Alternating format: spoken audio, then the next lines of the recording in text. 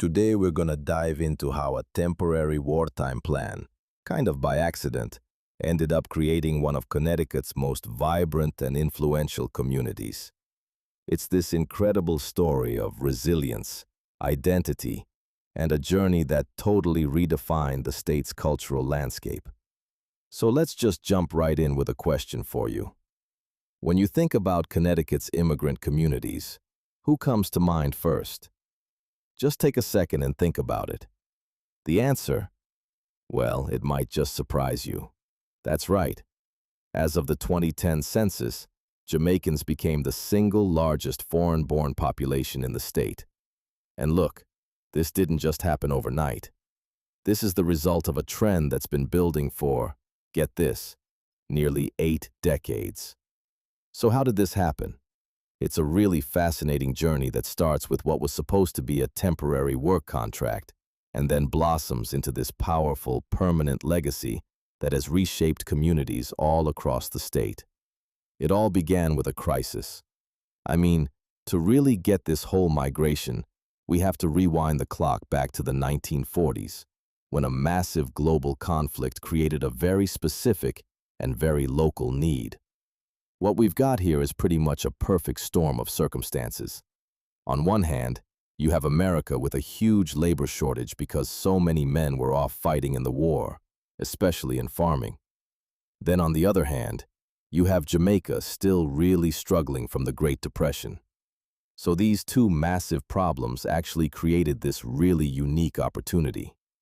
Now the reason for the recruitment, it's pretty complex. American officials wanted laborers who spoke English to avoid any so-called assimilation problems.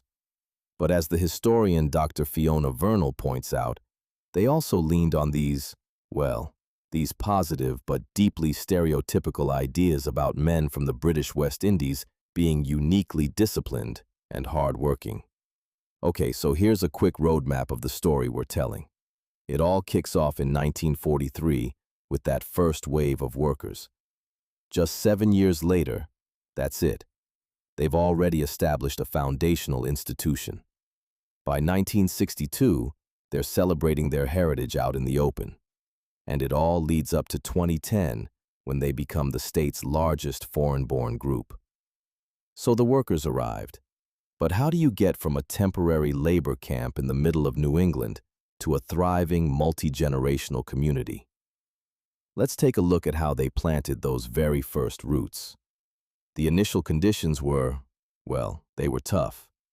These men were housed in military barracks, working in the really grueling shade tobacco fields, and the whole system was designed to be temporary. Their wages were actually sent straight back to Jamaica to make sure they'd go home. But life, it often has other plans. People found ways to stay, to put down roots. And this right here is where you really see the foundation of the community being built. The very first families were often unions between Jamaican men and African American women, many of whom had also come north for seasonal work. So you have this union of outsiders both trying to navigate a new and, frankly, often hostile world together. And it created this powerful blend of cultures and a really strong, supportive core for generations to come. Every community needs a gathering point, right?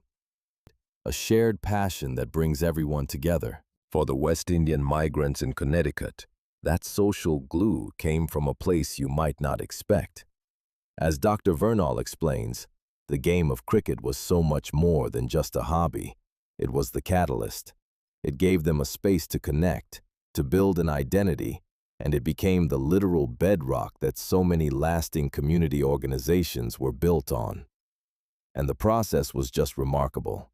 It started really simply with games of dominoes and cricket right there in the barracks. Then it moved out into the public at Hartford's Kenny Park. And while playing together, men from all different islands started to create this new unified West Indian team identity, really for the first time. That shared identity is what led directly to founding permanent social clubs. But life in New England was not easy. The welcome wasn't always warm, and the community had to navigate the reality of some pretty blatant racism. This story from a Mr. Bennett, one of the early migrants, is just heartbreaking. His new neighbor was perfectly friendly for months because he just assumed Mr. Bennett was the gardener. But the moment the neighbor realized this black man was the actual owner, he just stopped talking to him. Flat out. These were the kinds of indignities they faced every single day. So when you're faced with that kind of hostility, being served drinks in glasses that were then publicly smashed so no one else would have to use them, being shut out of social spaces, the community didn't just sit back and take it. They responded proactively. They decided, okay, we're going to build something of our own. And that something was the West Indian Social Club, founded way back in 1950. It was so much more than a building. It was a sanctuary.